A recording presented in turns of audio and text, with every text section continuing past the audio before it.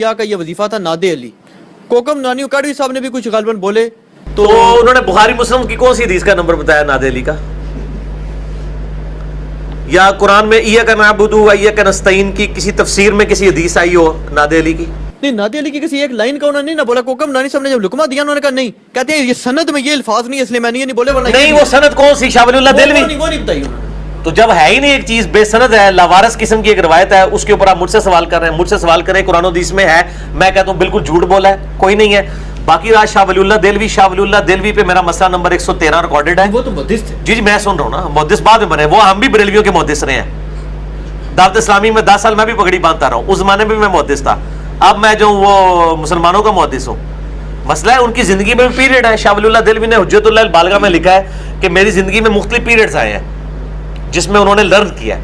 And پہ انہوں نے خواب میں دیکھا کہ نبی علیہ السلام اور سیدنا حسین علیہ السلام آئے ہیں اور حسین علیہ السلام نے ان کو ایک قلم دیا ہے. تو ان کا میں نے اس سے یہ سمجھا کہ میں جو کچھ مطلب سمجھا وہ دین کے لیے. اس میں تو انہوں نے اپنی ساری پرانی باتوں سے رجوع کیا ہے، مزاروں کو کنڈیم کیا ہے، قبروں سے مانگنے کو کنڈیم کیا ہے. تقلید کو شاہ ولی اللہ دہلوی نے حجت اللہ البالغہ میں لکھا ہے کہ امت کی بڑی گمراہیوں میں سے ایک اماموں کی تقلید ہے. پہلے وہ اپنے آپ کو حنفی کہتے تھے، قبر پرستی کرتے تھے، سب کچھ تھا. ان کی زندگی میں فیزز آئی ہیں. اگر اس زمانے میں انہوں نے نادی علیہ کہا ہے تو ہم بھی نماز غوثیہ پڑھتے رہے کسی زمانے میں، اس سے کیا فرق پڑتا ہے؟ اب ہم توبہ کر چکے ہیں. تو مسئلہ یہ ہے کہ آپ شاہ ولی اللہ دہلوی کی زندگی کی وہ آخری کتاب دکھائیں، پھر ہم شاہ ولی اللہ پہ ہم سے فتویٰ لیں. آپ پھر بھی ہم مانیں گے کوئی نہیں، شاہ ولی اللہ کوئی پیغمبر صحابی نہیں ہے، پھر اسی شاہ ولی اللہ تو فتویٰ لاؤں گے. ٹھیک ہے، نہیں اگر مان لیں گے ہمیں منوانا ہے تو کتاب و سنت سے دلائل ہے. میں اس کی حدیث ہے کہ جنگ بدر یا جنگ احد کے دوران آسمان سے یہ ندا سنائی گئی تھی. یہ ملائکہ یہ کہہ رہے تھے نادِ علی مظہر العجائب تجد عونا لک فی النوائب. یہ جو ہے اس دن جنگ بدر کے نزدیک یا جنگ احد، اس وقت نادِ علی علیہ الصلوۃ والسلام. یہ میں چیک کروں یہ احد ہے یا بدر ہے.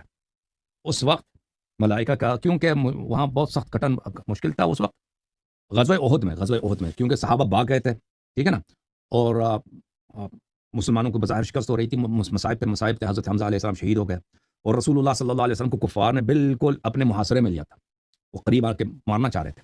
تو امیر المؤمنین علیہ السلام ان کو بار بار پیچھے دھکیلتے تھے ان کے صفوف کو، اور ان کے ہاتھ میں جو تلوار تھی وہ بار بار ٹوٹ جاتا تھا نا. ایک تلوار اٹھاتے تھے، وہ جنگ کرتے تھے تو تلوار ضربت سے جب مارتے تھے تو تلوار ٹوٹ جاتا تھا. تو اس وقت آسمان سے ان کے لیے ذوالفقار کی تلوار آئی اللہ کی جانب سے، جبرائیل لے کے آئے. اور پھر وہ ملائکہ یہ ندا نبی صلی اللہ علیہ وسلم نے سنا. نبی صلی اللہ علیہ وسلم کو یہ ندا آئی، نادِ علی مظہر العجائب تجدہ عونا لک فی النوائب کل ہم وغم سینجلی بولایتک یا علی یا علی یا علی. تو یہ ملائکہ کا خطاب تھا رسول اللہ صلی اللہ علیہ وسلم سے کہ یا رسول نادِ علی علیہ السلام کو پکاریے. یہ بہت سخت مشکل مقام ہے. نادِ علی علیہ السلام کو پکاریے. اور قرآن کی آیت بھی ہے کہ نبی صلی اللہ علیہ وسلم نے صحابہ کو پکارا نا. ویوم میں قرآن کی آیت میں آپ کو دکھاؤں، سورہ مبارک آل عمران میں، اعوذ باللہ من الشیطان الرجیم. یہ سورہ مبارک کون سا ہے؟ سورہ مبارک آل عمران ہے. آیت نمبر ہے 153 اذ تصعدون ولا تلوون علی احد. اے مسلمانوں یاد کرو اس وقت کو کہ تم جنگ سے بھاگ رہے تھے. صحابہ سے خطاب ہے، آپ جنگ سے بھاگ رہے، پہاڑی پہ چڑھتے ہوئے، اور کسی پہ آپ کی توجہ نہیں تھا، اپنی جان بچانے. صحابہ جان بچا رہے تھے کہ مکہ والے مار رہے ہیں، قتل کر رہے ہیں، وہ حملہ ان کا شدید ہے، تو یہ بھاگ رہے ہیں، کسی طرف ان کا دھیان نہیں ہے، صرف بھاگ رہے ہیں. والرسول صلی اللہ علیہ وآلہ یدعوکم فی اخراکم. اور رسول صلی اللہ علیہ وسلم پیچھے سے آپ کو پکار رہے ہیں. کیا پکار رہے تھے؟ کہ بھئی تم نے عہد کیا ہے، صحابہ تم نے بیعت کیا ہے کہ ہم کبھی نہیں بھاگیں گے، تو یہ کیا عہد شکنی کر رہے ہو؟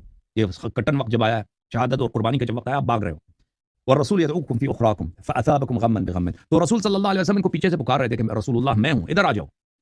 اور یہ پہاڑی کی طرف بھاگ رہے تھے، وہ رسول صلی اللہ علیہ وسلم کی بات نہیں سن رہے. تو ملائکہ نے ندا دی کہ یا رسول اللہ نادِ علی نے ندا کریں. اب آپ پکاریں علی علیہ السلام کو. یہ صحابہ نہیں آئیں گے، مدد نہیں کریں گے. نادِ علی مظہر العجائب، علی علیہ السلام کو پکاریں. وہ اللہ تعالیٰ کے آیات یعنی نشانیوں کے مظہر ہیں، یعنی وہ ذات ہیں کہ وہاں پر عجائب اور اللہ تعالیٰ کے غرائب اور اللہ تعالیٰ کے معجزات ان کی ذات میں نمودار ہوتی ہے. تجدہ عونا لک فی النوائب. جب بھی آپ پہ کوئی مصیبت آ جائے تو علی علیہ الصلوۃ والسلام اس مصیبت پہ آپ کا کام آئے گا، آپ کا مددگار ثابت ہوگا. کل ہم وغم سینجلی. ہر غم اور ہر مصیبت اور ہر مشکل ختم ہو جائے گا، زائل ہو جائے گا. بولایتک یا علی یا علی یا علی. آپ کی ولایت کے ساتھ اے علی اے علی اے علی سلام اللہ. تو یہ ملائکہ نے رسول اللہ صلی اللہ علیہ وسلم سے عرض کیا تھا کہ آپ بولیں. یہ بحار الانوار میں موجود ہے جی.